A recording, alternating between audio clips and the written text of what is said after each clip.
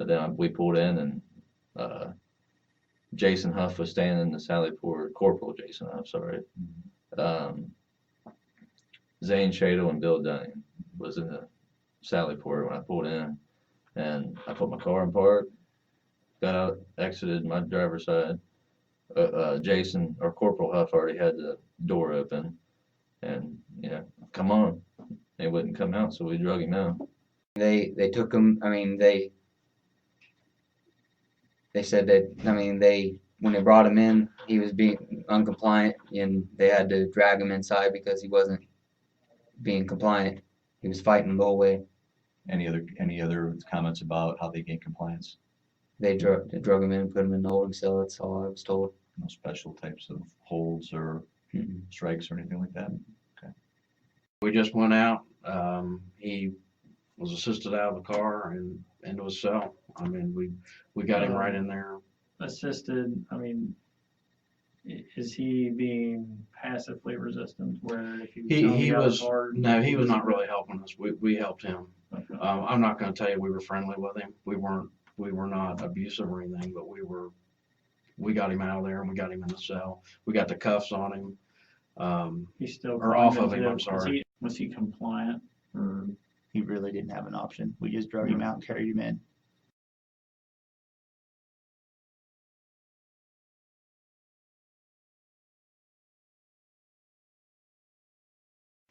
When he didn't get out of the car easily, you guys had to drag him out. Was there any appearance that he was injured during that?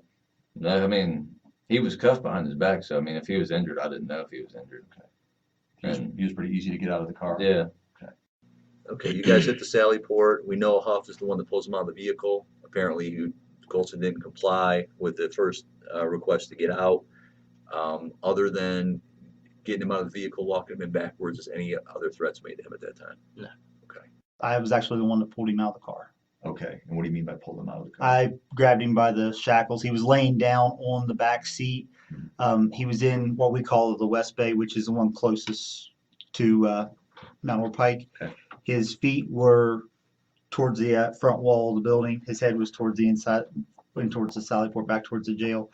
I grabbed a hold of the shackle chain, and drug him out to where we could get a hold of him. We carried him into holding cell 15, which is where you saw him, holding cell 15. He was lying down in the cruiser? On the seat, yes. Was that voluntary? I have no idea. Okay, but he wasn't like chained down? No, he was just laying there. Okay. He had the leg shackles on and transport belt, and there was 2 pairs of cuffs.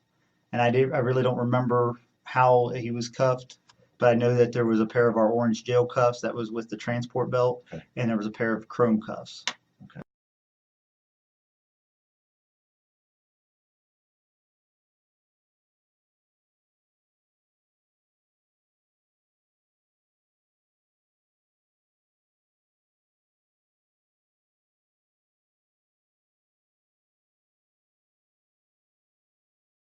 What do you see in the cell when you go in? Has anything changed from what you just described before about it just being left that way? Left the way it was when he left? Yeah, I didn't see anything different. He was on the floor at this point. I went to take his shackles off, and Zane was taking his handcuffs off. Where's the sheet at in the room? I didn't see a sheet. Okay. Is there a noose hanging in there when you walk in there? No, sir. You aware that anybody, could you have missed it if there was a noose hanging in there? No, we were right there. There's not a lot of room in that Did cell. you hear any discussions about anybody else saying they're going to set up a noose or anything else in that cell for intimidation purposes? No, sir. Okay. As you're going into the cell, what do you see about the cell? Is there anything out of the ordinary in the cell at that time? All right. You don't see a sheet hanging there from the shower head or anything? No. All right. Nothing else like that? No other type of intimidating? No. Okay.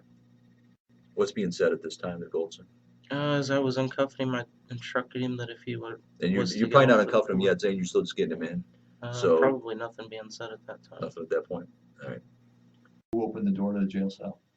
One of the COs, I don't remember Okay. which one it was. But you went into the cell with him to. We kind of shoved him in, so. Gotcha. Who's the 2 people that take him through the door? I know that Huff and Webmore had him by the arms. I had his belt. Okay, so you're basically trailing. I think I'm in the middle there. Let's see what we can see. Okay. Is it?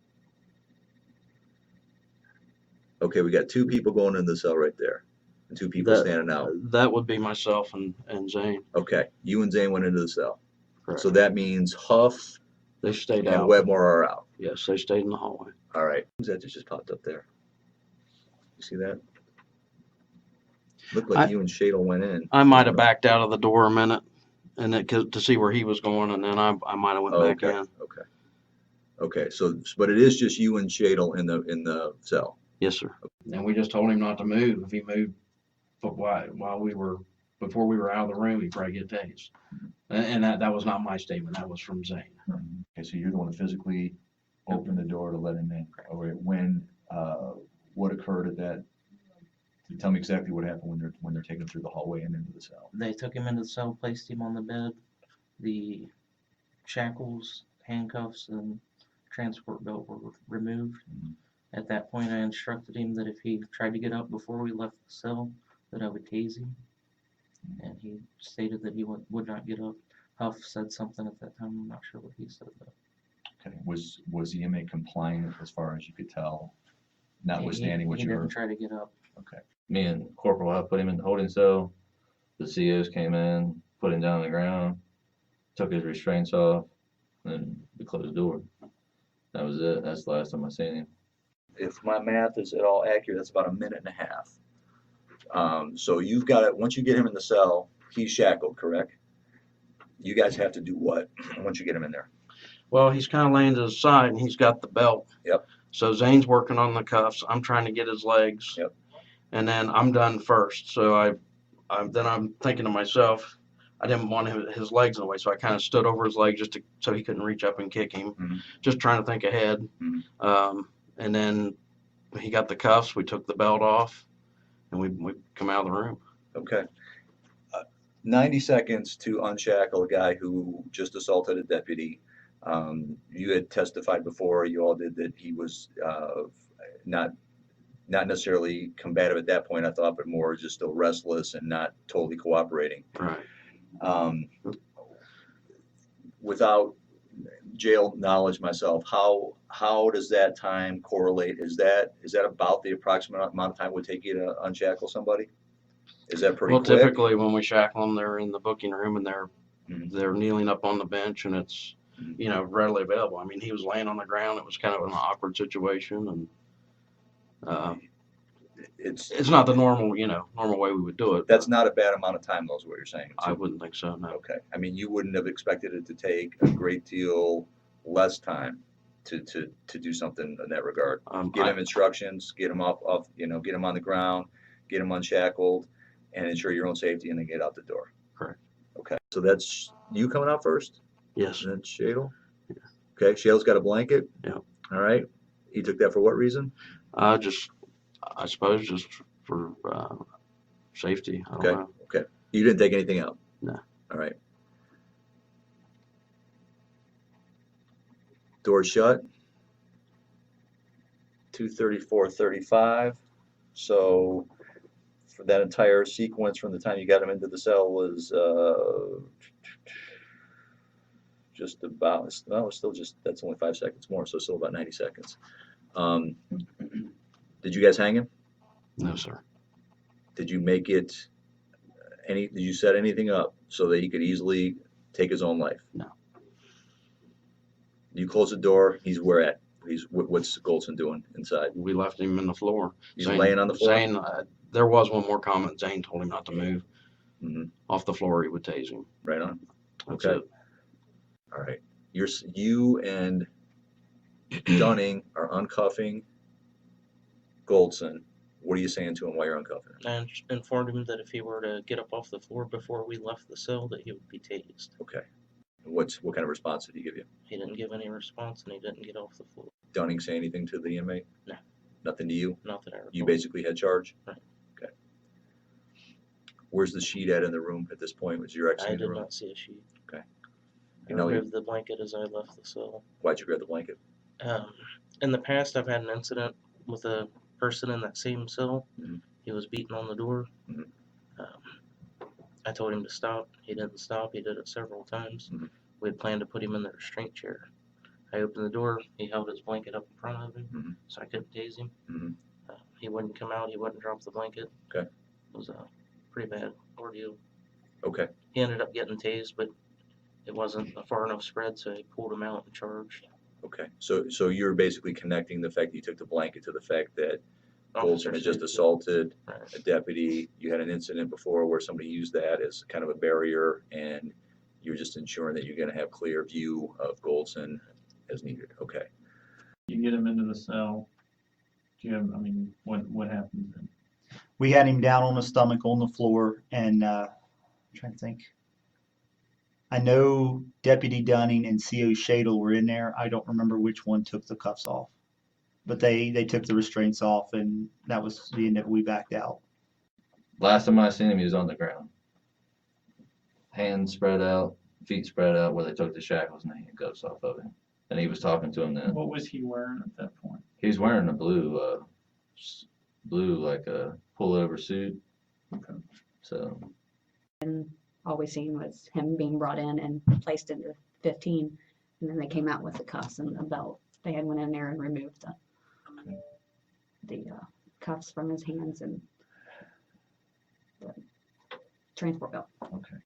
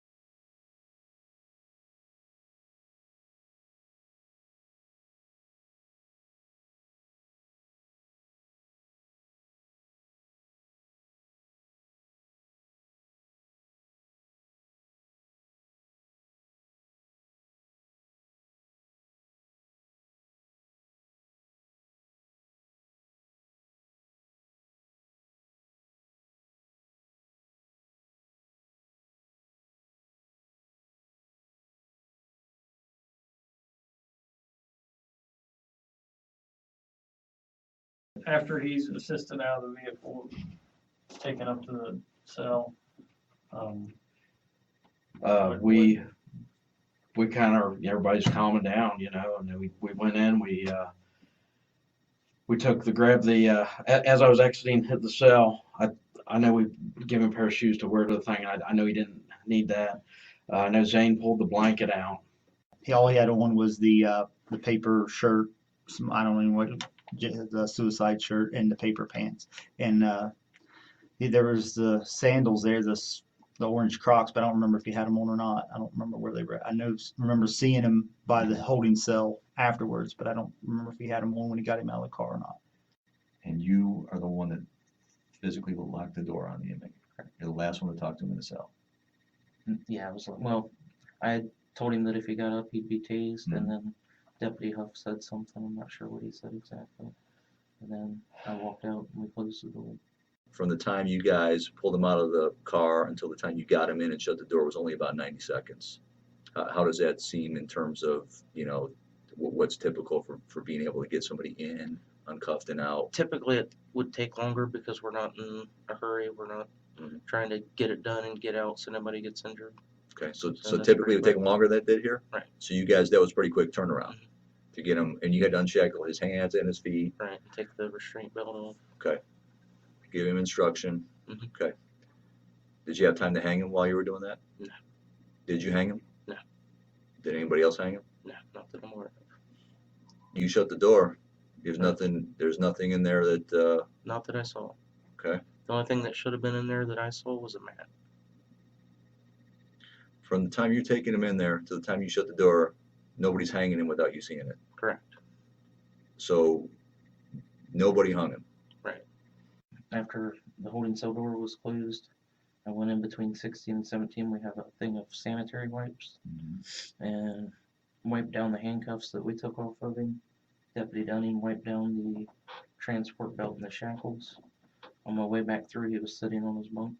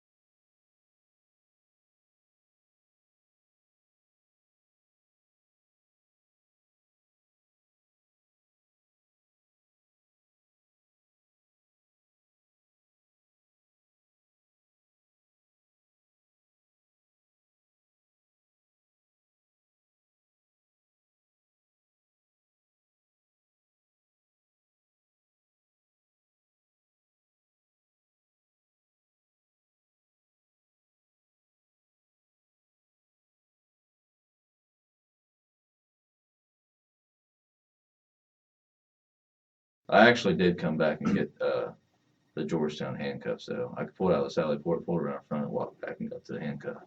But that was last time. And when you left, That was the He last was- time I seen he him. was conscious Yes. and coherent. Yep.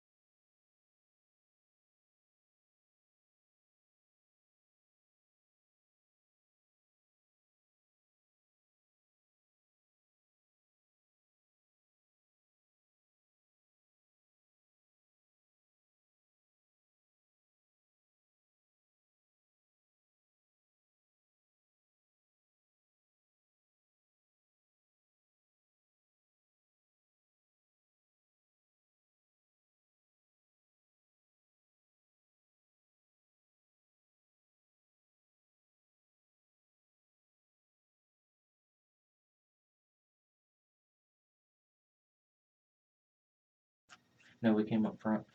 I went outside and smoked. And then Corporal Meyer gave me the call and told me to put that stuff in the bag for evidence. I guess they were going to charge him attempted escape and assault on a police officer. After they got him in the cell, you're paying attention to justice. What's the next thing that occurred? After everybody came up, it was around 2:30 when they brought the inmate in. It was 2:37 when Deputy Huff and Deputy Wedmore left. Mhm. Sarah, Bill Dunning, and C.O. Shadle went right out front for a smoke break. They were maybe out there between 5 to 10 minutes, not that long at all. And Corporal Meyer had called in and he said he needed to talk to Zane. So I intercomed out there and I said, Corporal Meyer's on line 1 for you, Zane. And when he got off the phone, he's like, hey, we got to go get those cuffs. And I don't know if he had the cuffs on still in the cell. I don't know anything about that. But they went back to his cell when they went to go get cuffs. And that's when they found him that way. Okay, why are you guys going to the commissary? Intro. Just common, do that every once in a while in the night. Yeah, whatever we bring in, we can put in the fridge in there, Okay. keep it cold. I'm sorry, approximately what time was that when you closed the door?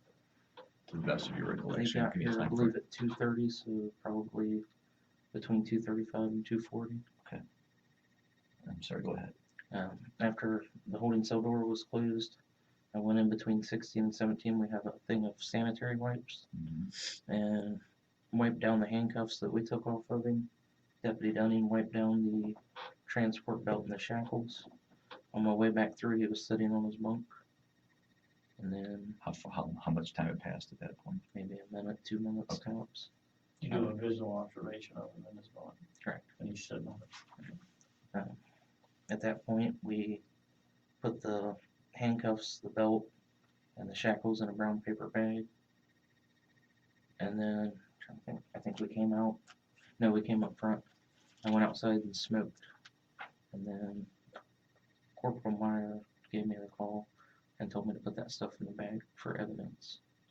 I guess they were going to charge him attempted escape and assault on a police officer. So we went back and put him in the, got him, we had put him away, went back, got him, put him in the bag. And then we stood in the booking room and talked for a minute or two. And we went down to the commissary room, which is right across the hall, to get a drink. And I decided to look in just to see what he was doing. He was hanging.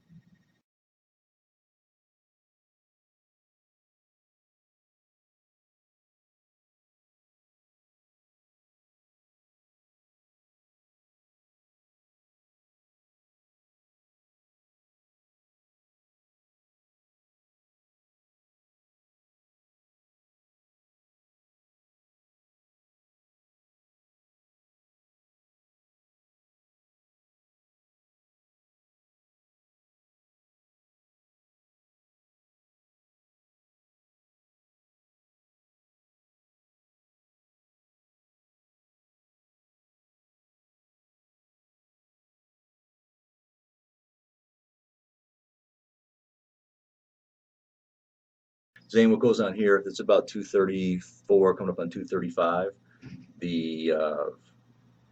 There's limited activity in the hallway after that. At one point, Sarah McKenzie goes down to the commissary, you guys call it? She doesn't look in the cell, and then just almost moments after that, you and Dunning head down that way. What were you and Dunning going down the? We were going to the same place she was, but I looked in and saw him hanging. What did you decide to look in for? I think it's just a habit. And I just looked at Zane. Right across from that cell is our commissary room. And normally when we come in, we bring our drinks or lunch or whatever, and we put, because there's a refrigerator in there. And it's locked up, so nobody gets their hands on it. And I said, hey, you want to get a drink? Because we're getting ready to do another block check.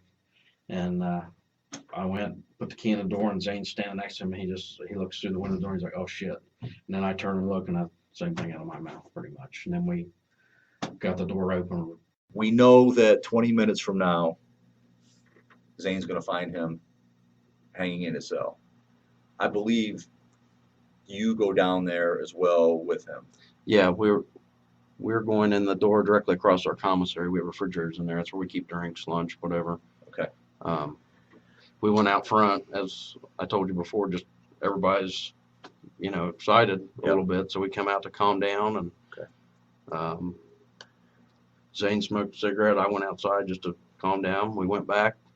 We were told that the cuffs and stuff that were taken off him needed to be used for evidence. Because I had taken them in and I wiped them off. I didn't think about it. I wiped them off with a sanitizing wipe and hung them up. I didn't even think about it. And so we went back, we bagged them up, and I just made the comment, hey, you want to get a drink? So we did. We stood in the booking room and talked for a minute or two. And we went down to the commissary room, which is right across the hall, to get a drink. And I decided to look in just to see what he was doing. He was hanging. But the door got shut and you guys went, how far away did you guys get before? We came up front to see if, how Justice was doing. And we went out front for a minute. He smoked a cigarette. We walked back. We took care of the bag. Like I said, it wasn't a tremendous amount of time, but And to clarify, I know some of this is repetitive, to clarify again, who saw him in the cell hanging? Who was the person that first visually observed him? it was Zane. It was Zane. Okay, and how did he alert everybody else? Well, like I said, we were going to the commissary to get a drink, and I turned around and was locking the door, and he kind of stood to the side while I was doing it. He just happened to glance in, and he saw it. So I go to unlock the door, and next thing I hear is, "Oh shit!" He's obviously just leaning in right there. So right before he says, "Oh shit," that's his mind. There's nothing uncommon about that. Him taking a glance in at No. an inmate. You're about to unlock the commissary door, is what you're saying. Yeah. You look in. What do you see? I see him hanging there. Well, Larry called me about the assault, and then 15, 20 minutes later calls me about killing himself. Yeah. From what I was trying to sleep, my phone ringing. And What all do they have? Do they have sheets on the beds and things like that? Or they do what? have a white sheet. They have a white sheet and like a little heavier blanket they sleep with. What he had back there, I have not Right. a clue. we haven't even went back. No. Let's see. We called the BCI and we haven't. Larry called me the first time about the assault at 2:31. I called Wayne at 2:34. Larry calls back at 2:46, so you're looking at 15 minutes. From the time Larry called me till the guy hung himself. I mean, I don't know what. Well, Copy. Hey, buddy. Yeah. It's Sam. Yeah. They need you to respond to the sheriff's office. I guess, are you familiar with the inmate that just assaulted the CO? Yeah. But he just hung himself. Yeah, well, he's still alive, isn't he? No, he's dead. He's dead? Yes. Okay. So they said you'll need bong. Okay. Okay. Okay, well. I'll let them know you're en route. All right. In between that time, from when the assault was reported to you by Meyer until the time that the comm center called you about the hanging, you had no other discussions or phone calls with Larry Meyer? I did call Corporal Meyer back. Okay. Once I realized, and I woke up in my Okay. mind, one of our units had been assaulted. Yeah. I did get back out of bed, call Corporal Meyer, Okay. and say I'll be en route. Okay. And is that all the conversation was? Yes. How far away would you say with that first call from Meyer was in between the time that until you called him back? I'd say no more 5 to 10 minutes. 5 to 10 minutes. Okay.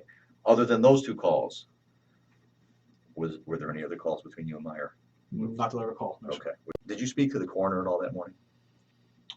At the sheriff's office, yes, I did. Okay. And did she ask you about how you were notified of either the assault or the hanging? I believe she did ask me. I believe we were outside of the sheriff's office when that happened. Okay. Let me throw some times at you, buddy, and tell me what you think of this, and speak to the accuracy of these if you can. Mm-hmm. These are a little convoluted.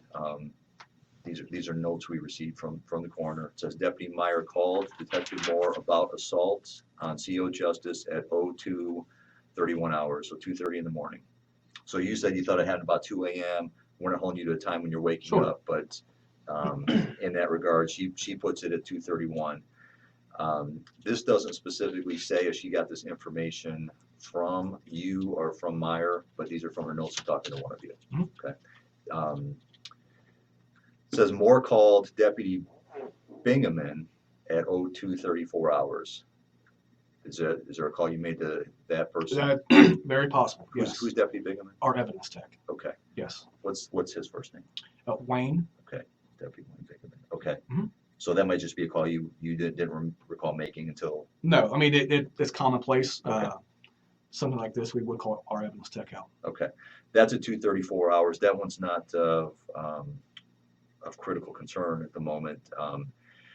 This says Deputy Meyer called back again at 02:46 hours telling, and this says me, Goldson hung himself. So these notes indicate that the coroner is taking this kind of from you. She's saying that, if I'm reading this correctly, Deputy Meyer, you're telling her Deputy Meyer called you back at 02:46 hours telling you that Goldson hung himself. And this says these times were taken off Deputy Moore's cell phone in my presence. That's very possible. About the times? Sure, yes. Okay. Are you aware of what time the inmate was discovered hanging? When this happened, I knew. Right now, I couldn't tell you. Okay. The times won't always synchronize. Right. But to the best of our knowledge, the inmate was discovered by Zane Shadle at 2:55 in the morning. This has a note and the coroner saying that you took the time from your cell phone that you were advised of the hanging at 02:46. How can you explain that to us? Of that? The only time I talked to Corporal Meyer, to the best of my knowledge, was over the assault. Okay. If he did call me, I know he called the first time. I called him back. Mhm. Then the comm center advised me, excuse me, of the hanging. Okay. Meyer never advised you of the hanging, is what you're saying. I don't believe so. Okay. Okay, and then any word on? Did you recall showing the coroner your cell phone? I believe I did out there on the sidewalk. Okay. Reference to times. All right, and I mean, there's multiple, possible explanations for this, but what do you think would cause her to put down that you reported to her that the inmates, their hanging was reported to you at 2:46? I couldn't tell you. Okay, and just I'll let you see the highlighted Oh, part right that's there. fine. I know the coroner has misspoke and misquoted before. It's very possible she did it this time. Okay. Who's that there? 72, I believe, was Corporal Meyer. Okay. I think we're down to where we Are you aware of the situation at the jail?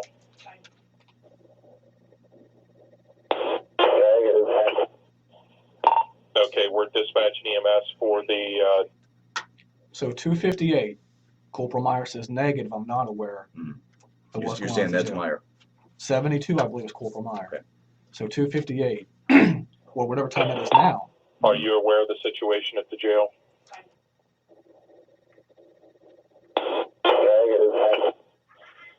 So Okay, we're dispatching EMS for the 21. It was just brought in. I mean, 258, Corporal Meyer was not aware of what happened. Okay. Kind of speaks for itself. Okay. Well, Larry called me about the assault, and then 15, 20 minutes later calls me about killing himself. Yeah. From what I was trying to sleep, my phone ringing. And What all do they have? Do they have sheets on the beds and things like that? Or they do have a white sheet. They have a white sheet and like a little heavier blanket they sleep with. What he had back there, I have not a clue. we haven't even went back. No. Let's see. We called the BCI and we haven't. Larry called me the first time about the assault at 2:31. I called Wayne at 2:34. Larry calls back at 2:46, so you're looking at 15 minutes.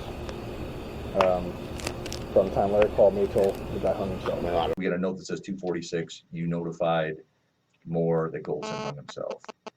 Is that at all possible that you notified Moore prior to the inmate being found hanging here that the inmate had hung himself? No, I wouldn't have had knowledge of it. Okay. Do you have any idea why she might have got the time so far off? No, like I said, I know I called him on the assault. I know he was up in the air with do you really need me or not? And I said, well, I could probably get statements. And then he called me back. Said, I'm on my way. Okay. And then after that, I know it was one done. Because it wasn't much after I hung up, he called me right back. Okay. Well, the next phone call I received was actually from Detective Moore, told me he was on his way. Okay. Because at the very beginning, he's like, what do you need from me? And that's why I think we really need an investigator due to, this report that he tried to get Justice's gun and he got assaulted, there were injuries. And the second phone call is when he told me he was on his way. Okay. And he was on his way where? From home to the hospital. He was on the way to the hospital. Okay.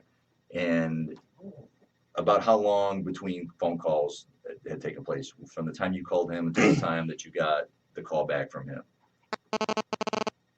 It's been a month. I can't recall. It wasn't very long at all. Okay.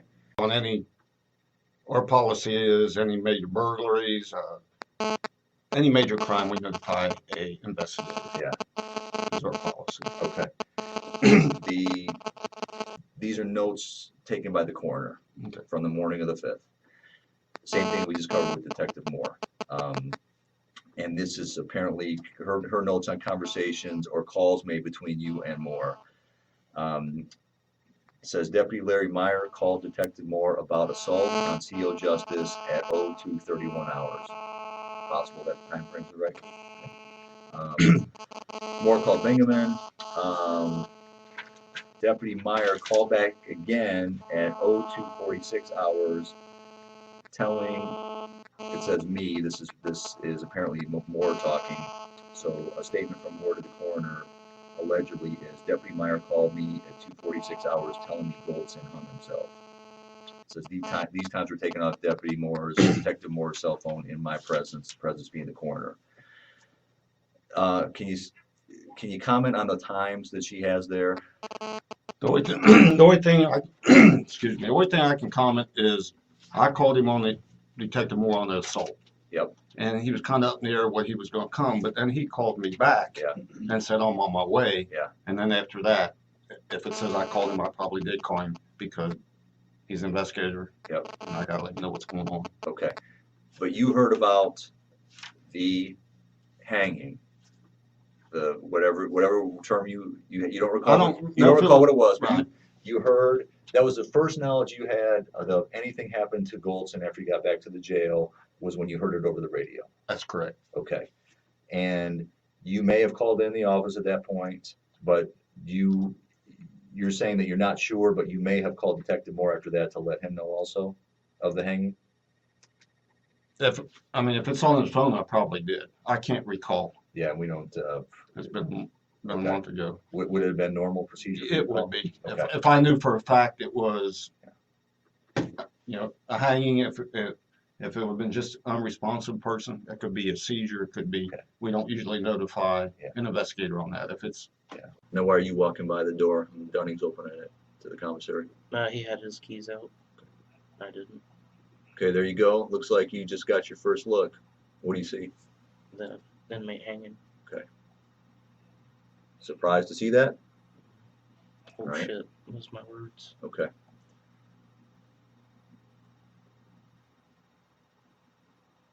Okay, scramble to get your keys. Right. When did you first? When were you first told that the inmate had hung himself? Well, I was back with Shadle and Dunning when we walked up to the door to check on him. Okay. And then Shadle had seen him open the door, went in and relieved the pressure, picked him up a little bit to relieve the pressure from his neck, and Dunning had cut the sheet down. And I went into the booking room and called Brown County Communications and told them that we had a male 58.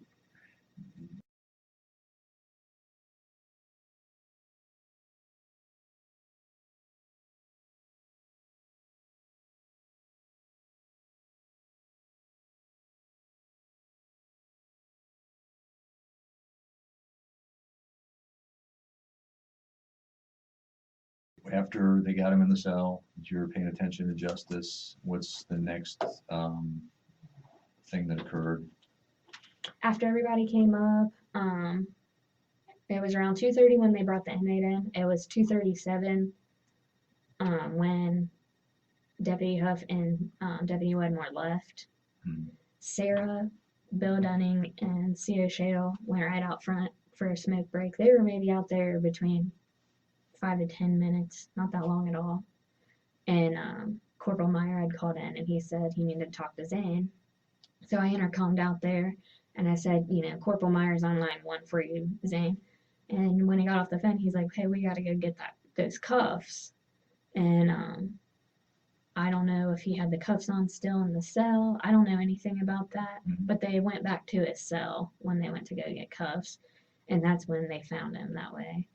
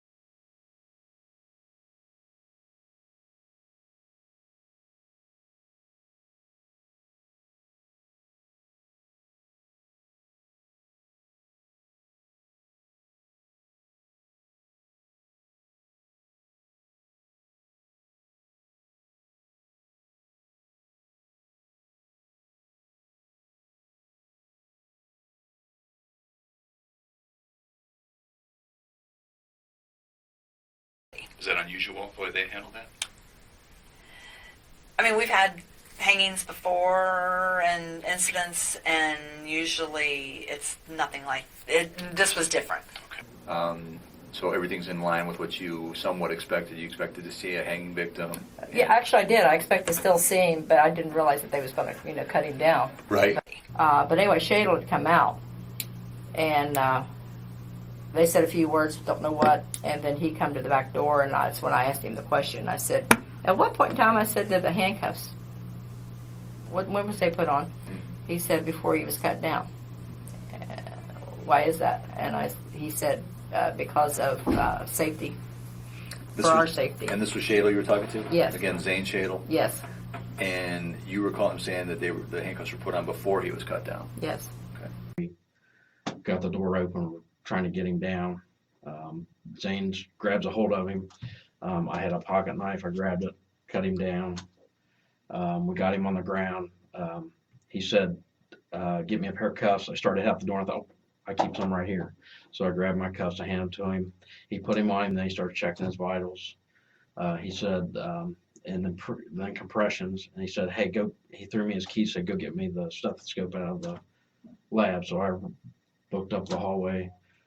Did you see Shadle lift him up? Did you see anybody cut that, or is that just what you were told? I was in the room when they done it. Okay. You guys get the door open. Yeah, Zane grabs him, and I reach in my pocket and get a knife, and I cut the sheet. Yep. He's on the ground. Who's that? That's me. And you're going to get? I was going to get handcuffs, and I realized, oh shit, I got mine right here. Yep. So I turned around, went back, and handed him the handcuffs because we got him down. Because Zane said we better handcuff him because we didn't know what state he was in. And he's already on the ground. Yes, sir. He's on the ground. And so Zane says we better handcuff him. You forget momentarily that you got handcuffs. You run to get some. 6 feet down the hall, you remember you got some. You turn back, use your cuffs. You can see I reach back there and I wear it right here. Yeah. Okay. Right there, you go in, you cuff him. Compression start, and the rest of the story we have. Yeah. Okay. And then you'll see me running out here, running up the hallways, going for a stethoscope. He said, hey, give me a stethoscope. So I ran up and got it and come back. Okay. What did you do at that point? I opened the door, ran in, lifted up on him. Deputy Dunning climbed up on the bunk and cut him down. Once he was on the ground, I got handcuffs from Deputy Dunning and cuffed him for our safety. Rolled him over. I checked for a pulse. I could not find a pulse. I started compressions. Can you see in the cell at that point? I can, yeah. What did you see? I've seen him hanging and Dunning went under his rear. Zane went under his rear and lifted him up, and Dunning grabbed his knife and was attempting to cut him down. You grabbed the inmate, lifted up on him. Right. Who cut him down? Dunning. Okay. And that point, you instructed Dunning to get some handcuffs? No, he had a set on him. I asked him for his handcuffs. Well, I'll tell you this. You might not be recalling correctly, but it looks like he's running out the door here. He stops, realizes that he has some handcuffs, and then pulls them out. So does that make sense? Yeah. Okay. So, but you recall being the one to say, we need to get some cuffs on this guy. Right. And you've already clarified to us that was for officer safety. Correct. And just clarify one more time, where is the inmate when you cuff him? On the floor. 100% he was on the floor. Correct. And you guys cuffed him for Safety, yeah. We weren't sure what stage. Obviously, He was already violent to one of our officers, so we're gonna take any chances. And just to clarify, you just said it, but just to clarify, he was cuffed exactly when? Right after we cut him down. He was down on the ground? Yes. Okay. On his belly? Maybe kind of on his side, sort of, because his hands were to his back. Okay. So he was easily cuffable position from where he was? Yes, sir. Okay. Were you right there at the cell when the cell door was opened for the first time? Yes, sir. Okay. Was there any movement in the cell whatsoever? No. Okay. He was hanging there like a, for lack of a better word, limp noodle. And so you didn't even see any sway in the way he was hanging. So it's not. You didn't see any physical movements from him, but it's not even any movement on No, sir. Okay. Take me back for a moment when you first saw him and was there any movement still occurring in it? So totally still? Totally still. Okay. And when you say you observed, you said that you opened the door, went right in and lifted up on him? Correct. He yelled down the hallway first. How did the other? They were with me. We were in the booking room talking, and we went to the commissary room. Okay, so this wasn't like an official, I got to do a check at this time, you just walking by and looked at. Okay. So you told him to quit because you knew that. It's obvious. I knew he was gone, so he took the stethoscope and put it over his heart. And I checked for pulse, there was no pulse. That's why you start CPR, huh? I had CO McKenzie call for a squad, and I had Deputy Dunning go to the medic's office and get a stethoscope. Once he got back, I listened for a heartbeat. There was none. But I continued compressions. I think I did 6, maybe 7 sets of compressions. And then Corporal Huff arrived and told me I could stop.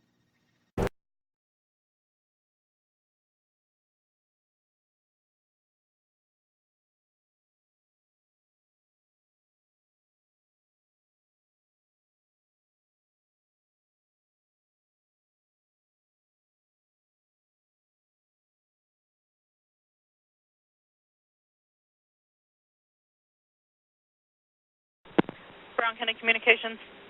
Please tell me he tried to hang himself. Yeah. I figured as much. I don't know if they've cut him down. I tried to ask Felicia, but Jason, she doesn't understand. I know which one you're talking to then. Yeah. Okay. I asked her 3 times. I said, can you advise, has the subject been cut down? Can you re-advise? I just finally gave up. All right. Well, I'll put some hustle into it. So, okay. All right. Where's the squad? They still gathering members? Yeah, we just got them toned because Brian wasn't sure how to really tone it. And I said, tell him, attempted hanging. We can't. That's all it is. I mean, so I don't know what's going on. Hopefully he got it done, but I doubt it. So, are you on your way back there? Yep. Okay. I'm hauling balls now. So. All right. All right. I'll Thanks. hang up and drive. Okay, bye. I didn't see CO Shadle until I got my head in the door. CO Shadle was in there doing chest compressions on Goldston. Or Goldson, I should say. Put a T in there. But At that point, Goldson's lying on the floor of the cell. he's obviously dead. I mean, you could sell it. He's already passed. Was he already cuffed when you got in there? Yes. He was cuffed for safety. Yeah, from what they told me, as soon as they cut him down, they cuffed him, fearing that maybe if he come to, he'd try fighting to get out again, which is obviously a valid concern. After you guys had cut him down, cuffed him, he's on the ground. Was there an attempt made to revive him? Oh, yeah. There was compressions. Okay. Who was giving those? Zane. Okay. And what were you doing at the time? Initially, I went and got some gloves. He asked for some gloves, which that's what we're supposed to do. Right. And then he started giving me compressions. Okay. And that's then when I left to go get the stethoscope. Right. And I just brought the stethoscope back, and he continued with compressions. And then not long after that, Huff came in, and he was like, "I don't think you're." He was done. I mean, When you got back and saw Corrections Officer Shagel doing the CPR, did you have any further involvement? I actually told him just go ahead and stop because I knew it wasn't going to go anywhere, and squad was going to be there momentarily. I just advised the communications center to tell the squad that he's going to be code 16, but we'll want him to respond to confirm for sure.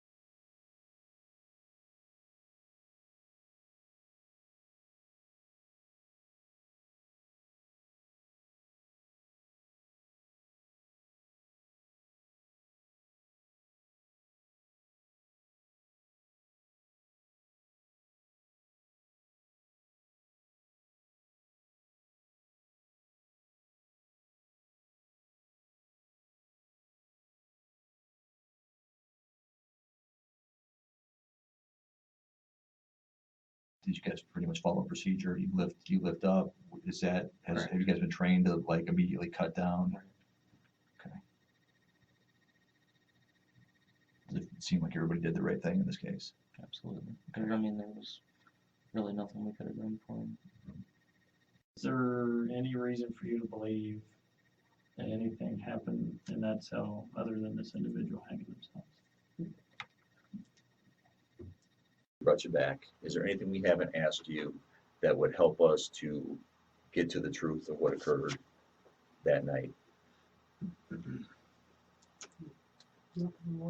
Okay. What do you think happened in the cell? Mm-hmm. What do you think occurred? I think he hung himself. I think he realized what he was facing after the incident. And seeing what you saw going in, and that, do you think it's physically possible for an inmate to have draped a sheet up around there as he did on himself? I don't know how the hell he could have done it, but I guess it's possible. In working here at the sheriff's office, is there anything in your experience or things you've seen or heard that would make you believe that any of the officers or any employees would have had anything to do with his death? Absolutely not. On my shift, we work together. The females cover the front, and we take care of the back. Anywhere I go, Deputy Dine goes. Strength in numbers. Is there any doubt in your mind that this inmate, Goldson, hung himself and that somebody else isn't responsible for his death? Oh, there's no doubt. I mean, we were together the whole time. There was no one else back here that could have been around. I mean, I have no doubt. I was just as shocked. That's like my second suicide that I've been on, and I don't want to joke. I don't want to say this in a joking manner, but the first time I knew it was going to happen eventually when I was in my training, but I didn't have time to prepare for it. I didn't have time to prepare for that. It was there, you know. So.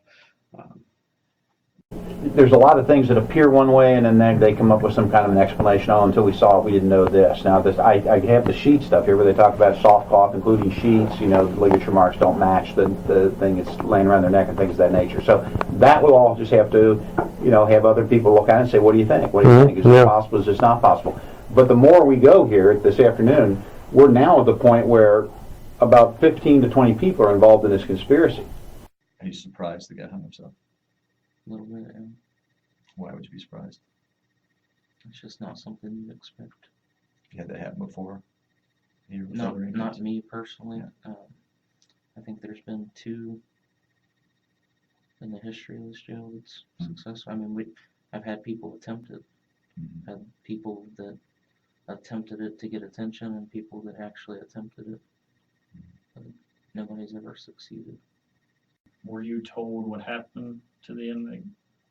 That one over the radio that there was, or that I think actually the squad got called out or something, that, and kind of put 2 and 2 together as what they were getting at, but no one would come out and say that, he hung himself. Right.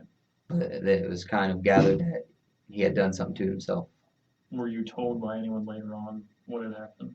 After on the way back, yeah. Yes. Okay. Who told you that? I rode back with Ryan Wedmore. What exactly did he say? I mean, that he hung himself, and we were trying to figure out, that, because no one saw a sheet in there, and trying to figure out where the sheet came from.